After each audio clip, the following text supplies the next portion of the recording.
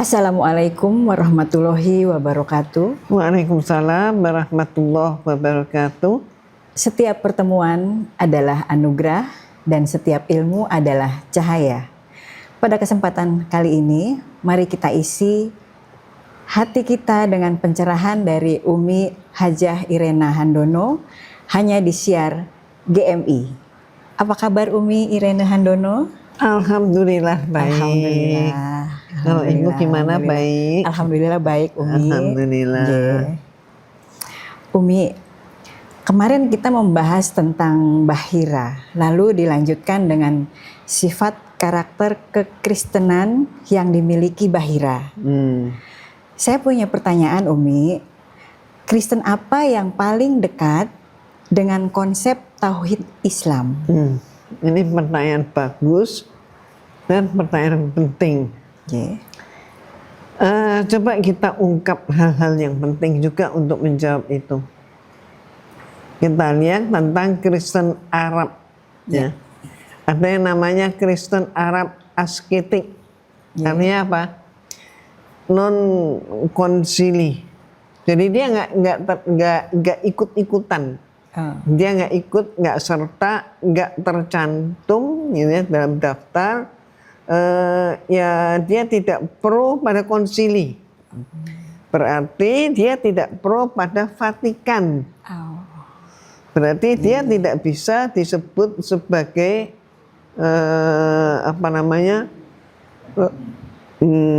Katolik Barat, nggak bisa. Kristen Barat nggak bisa. Ini yang pertama, Kristen Arab asketik non konsili.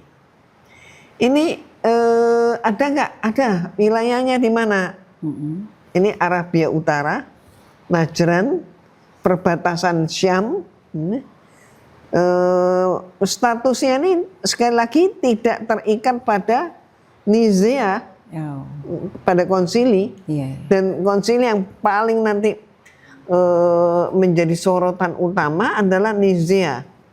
Berikutnya Kalsedon. Jadi dia tidak terikat pada itu. Jadi seperti Bahira itu dia tidak terikat pada konsili ini. Dan dia memang bukan bagian daripada pemilik konsili. Cirinya apa? Cirinya yang disebut Kristen Arab asketik. Cirinya adalah tauhid. Mengatakan bahwa Allah itu esa dan menjadi pusat ibadah. Jadi artinya apa pusat ibadah? Menyembah. Jadi Allah itu satu-satunya disembah. Kalau kita mengatakan la ilaha illallah. Terus kemudian yang kedua, ini penting ini, tentang Yesus. Yesus itu bukan bagian daripada Tuhan. Dia bukan Tuhan, tapi dipahami sebagai nabi, utusan. Firman Allah, penyampai firman Allah, bukan Tuhan, dan dia tidak disembah. Terus kemudian boleh dibilang nggak ada spekulasi tentang Trinitas, mereka nggak pakai itu Trinitas. Terus etos daripada asketik apa aja? Puasa, doa, hidup zuhud, itu mereka. Terus pertanyaannya tadi kita jawab sekarang. Mengapa kok disebut paling dekat dengan Islam? Kan itu ya? Itu pertanyaannya tadi. Maka jawabannya adalah mereka ini penganut tauhid praktisnya. Kalau secara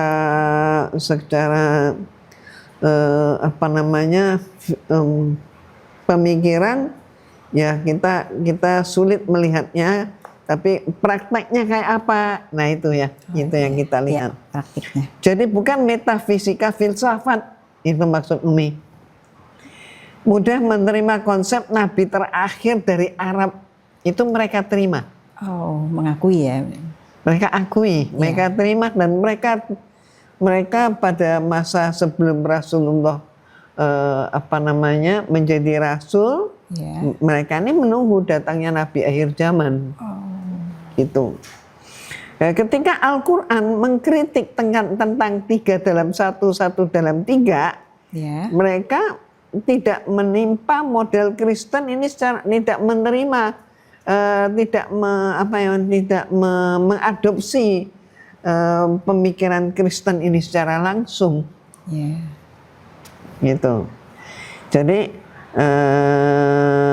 kalau Umi lihat ya, Bahira itu masuk akal berada dalam spektrum ini. Ya. Makanya dia tidak pernah, Bahira tidak pernah mengatakan masuklah dalam agama Kristen, enggak. Karena dia tidak dalam bagian yang menolak Nabi akhir zaman. Dia justru menerima dan sedang menunggu Nabi akhir zaman itu. Nah, kemudian kedua, kita lihat tentang Yahudi Kristen.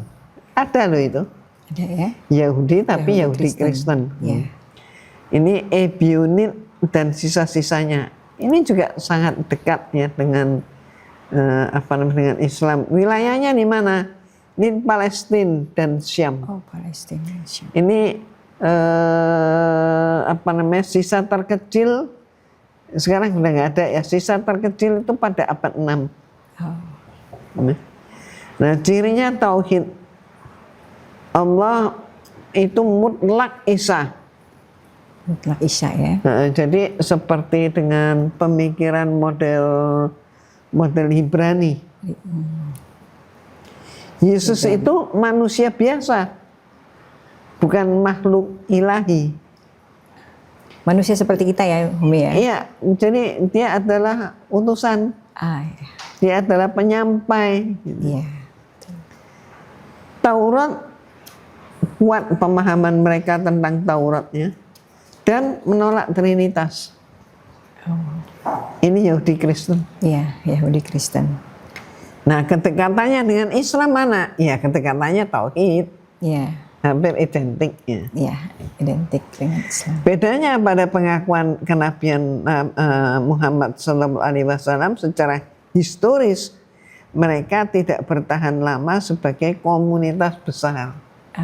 Maka punah akhirnya. Akhirnya punah. Kemudian yang ketiga ada namanya Kristen Suryani Timur. Ini Umi sebut Gereja Timur atau Nestorian. Nah, ini sangat dekat secara praktek dengan Islam. Wilayahnya mana? Mesopotamia dan Persia, yang sekarang ini hari ini disebut Iran. Nah, itu sana. Iran dan Irak ya. Itu Kristen Suryani Timur. Bahasanya ya bahasa Suryani Timur. Cirinya mereka menolak formulasi Kalsedon. Dan ini Kalsedon itu menuhankan Yesus, dan Yesus adalah bagian daripada Trinitas. Ini menolak mereka, menolak formulasi Kalsedon, menjaga keesaan Allah dalam ibadah. Yesus dihormati tinggi, tapi tentang bahasa bahwa dia adalah Tuhan, dan Tuhan itu ada Bapa, ada Putra, yaitu Roh Kudus, ya itu ditolak, dihindari, minimal dihindari. Terus Trinitas tidak dielaborasi secara filsafat seperti di Bizantium. Nah, ini punya catatan penting. Mereka ini Yahudi Kristen ini Yahudi Kristen ini itu mereka ini masih secara resmi ya, kalau secara keresmian di atas kertas itu masih disebut Trinitarian. Orang Trinitas. Tapi dalam praktek keagamaan mereka monoteistik ketat. Jadi apa ya, secara resminya mereka disebut Kristen ya. Kristen. Tapi pada prakteknya mereka itu monoteis ketat. Monoteis. Nah, keempat ada yang namanya Suryani Barat. Ya. Miapisit atau Koptik. Nah ini Koptik ini. Wilayahnya Suria, Mesir, Armenia. Oh. Ciri-cirinya satu kodrat ilahi. Ilahi manusia, satu kodratnya ilahi dan manusia, itu Miapisis. Trinitas diterima, tapi bahasa liturginya bukan pakai bahasa Yunani atau Romawi, tapi bahasa setempat. Oh. Keesaan Allah tetap kuat. Nah, jarak dengan Islam bagaimana? Ya lebih dekat dengan Islam daripada Bizantium. Kalau Bizantium ya udah otomatis tuh udah jauh banget ya. Jauh banget. Beda banget. Namun ketuhanan Yesus masih eksplisit. Ini. Jadi ini di masyarakat udah pemahaman ini udah baur ya. Suria, Mesir, Armenia. Terus kemudian ada yang disebut Kristen Bizantium atau Chalcedonian atau Nicea. Ini paling jauh. Atau kalau disebutkan kata lain yang bertentangan. Paling bertentangan ya. Wilayahnya Konstantinopel dan Asia Kecil. Tapi sekarang kan sudah boleh dibilang apa ya? Ada di seluruh dunia. Oh, sudah menyebar ya. Mereka ini nyebar. Trinitas resmi dan filosofis. Yesus disembah sebagai Tuhan sejati. Bahasa metafisika Yunani dominan. Malah itu di bahasa Yunani, bahasa Romawi itu memang dimunculkan sebagai bentuk apa ya? Bunga-bunga liturgi mereka. Dan itu dianggap sesuatu yang keren gitu. Jadi tidak langsung ke bahasa lokal, tapi pakai bahasa-bahasa itu. Nah, apalagi gereja Katoliknya. Terus relasi dengan Islam bagaimana? Ini model yang dikritik langsung oleh Al-Quran. Ya. Dengan sebutan 3 atau anak Tuhan. Tuhan itu 3 atau anak Tuhan. Nah, jelasnya mana ayatnya? Berikut ayat Al-Qur'annya, coba kita lihat tentang Trinitasnya. 3 ilahi ini ya. Ini kita bisa lihat di surat Al-Maidah surat 5 ayat 73. Sungguh kafirlah orang yang mengatakan Allah adalah yang ketiga dari 3. Ya kan? Nah, yang dikritik apa? Yang dikritik adalah model Trinitas filosofis. Bapa, Anak, Roh Kudus sebagai 3 hipostatis ilahi. Itu kan? Teologi negara Bizantium yang menuhankan Yesus secara eksplisit. Ini yang ditolak. Tidak tepat, hal ini tidak tepat jika dikenakan pada Kristen Suryani asketik, ya kan? Betul. Memang nggak tepat. Terus Yahudi Kristen, ya nggak tepat, karena mereka tidak merumuskan 3 ilahi secara metafisika. Terus kemudian yang kedua, kita bisa lihat kritik Al-Quran, yaitu surat At-Taubah ayat 30. Orang Nasrani berkata Al-Masih adalah putra Allah. Nah ini. Jadi mereka ada Tuhan, Yesus adalah Tuhan dan anak Tuhan. Kan ini. Yang dikritik adalah konsep Filius Dei, baik literal ataupun teologis. Berikutnya juga doktrin ketuhanan Yesus dalam ibadah. Itu kan ditolak. Nah, catatan penting bagi kita, tidak semua Kristen Timur menyebut anak secara ontologis. Kritik ini tepatnya ke Kristen Chalcedonian atau Kristen Nisea, tapi bukan ke Kristen Arab, karena mereka itu masih ada tauhid praktisnya. Jadi yang ketiga, 3 sosok yang disembah. Yeah. Siapa ini 3 sosok yang disembah oleh Kristen Arab sinkritik? Ini Allah, Yesus, Maryam. Yeah. Jadi Tuhan Bapa, Tuhan Ibu, Tuhan Anak. jadi 3 ya. Ya. Ini kita lihat kritik Al-Quran dalam surat Al-Ma'idah ayat 5, ayat 116. Yeah. Apakah engkau mengatakan kepada manusia, jadikan aku dan ibuku sebagai 2 Tuhan selain Allah? Yeah. Nah, ya kan? Yeah.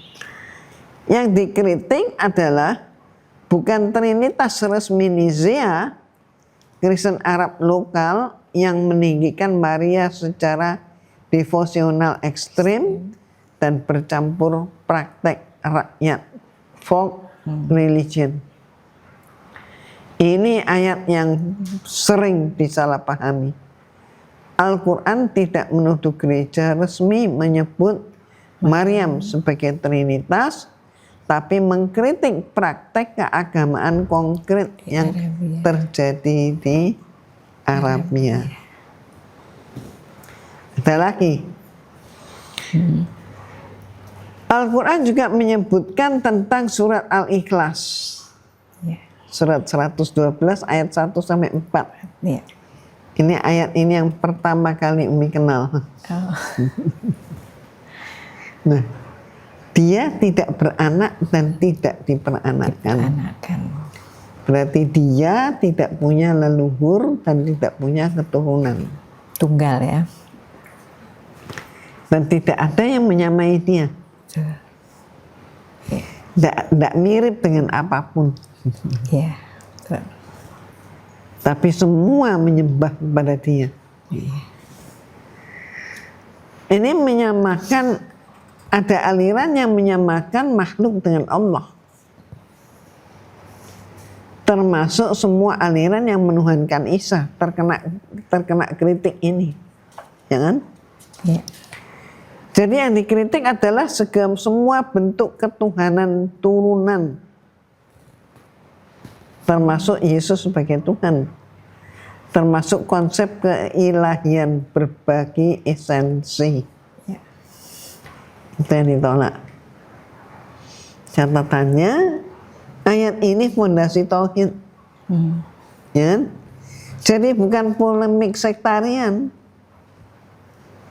Paling bertentangan dengan Trinitas Nisea. Trinitas Nisea, ya. Dan kita tahu kan bagaimana sejarahnya konsili Nisea. Ya. Itu pun konsili setelah berhasil itu kan sampai makan waktu cukup panjang sampai ditunda dan diundang kembali. Ya. Tapi yang datang adalah semua yang pro Trinitas. Kebanyakan lah, mayoritas. Ya, mayoritas ya. Dan Kristen-Kristen Barat udah pulang. Maaf, Kristen-Kristen Timur udah pulang. Oh. Dan kemudian ditetapkan Yesus sebagai Tuhan. Maka setelah itu terjadi apa? Pembantaian. Jadi orang-orang yang nggak setuju dengan Yesus sebagai Tuhan ini dibunuh, dibantai. Langsung dibantai. Dipenggal, kepalanya ditusuk, ditancapkan di dihias. Iya. Kepala-kepala itu ditancapkan di lembing-lembing di depan gerbang masuk ke kota. Oh. Jadi kita bisa lihat juga yang berikutnya tentang Isa sebagai Rasul dan kalimat Allah.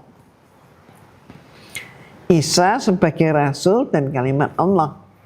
Ini adalah koreksi Al-Quran ya. Yeah. Bukan kecaman tapi koreksi. Koreksi ya. Surat An-Nisa berarti surat 4 ayat 171. Isa al-Masih putra Maryam hanyalah seorang rasul, hanyalah rasul Allah dan kalimatnya. Loh, ya kan? Koreksi. Betul. Tidak mengecam. Tapi lebih sifatnya koreksi. Demikian maha halusnya Allah berfirman. Sasarannya siapa? Ya koreksi terhadap mereka yang ekstrim memegang ketuhanan Yesus. Menariknya, ayat ini dekat dengan Kristen Suryani, dengan Kristen Arab asketik yang menyebut Isa sebagai firman Allah tanpa menjadikannya Tuhan. Ya, yang dimaksudkan apa sebenarnya?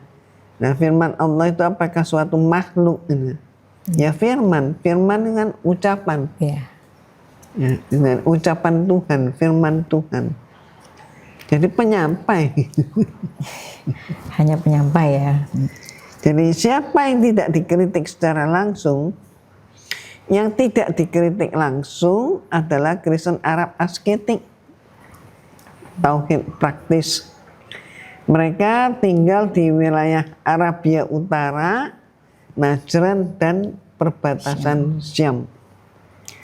Mereka mempunyai keyakinan bahwa Allah itu Esa, Isa adalah nabi atau utusan, dan hampir tidak tersentuh kritik eksplisit. Itu mereka. Terus ada lagi Yahudi Kristen Ebionit. Mereka ini tinggalnya di Palestina, Syam. Mereka mempunyai keyakinan bahwa tauhid itu mutlak. Isa itu nabi. Sejalan secara prinsip, beda pada pengakuan kenabian Muhammad sallallahu alaihi wasallam. Kesimpulannya tegas, Al-Quran selektif, tidak serampangan. Emang iya kan? Ini Yahudi Kristen. Nah, kritik Al-Quran sangat tepat, tertuju pada yang mana aja? Pada trinitas filosofis, pada ketuhanan Yesus, pada praktek devosi menyimpang. Kristen tauhid praktis di wilayah timur, Kristen timur adalah paling dekat dengan Islam secara konsep akidah dan paling sedikit dikritik.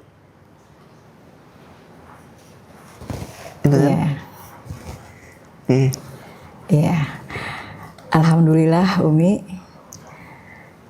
sahabat GMI dimanapun berada, semoga kita makin bersyukur bisa menjadi umat Islam, umat Rasulullah SAW yang kita cintai, kita taati, dan kita teladani. Terima kasih Umi atas pencerahannya, dan terima kasih sahabat GMI dimanapun berada yang sudah setia bersama kami. Sampai jumpa di episode berikutnya. Wassalamualaikum warahmatullahi wabarakatuh. Terima kasih Umi. Waalaikumsalam warahmatullahi wabarakatuh. Amin. Alhamdulillah.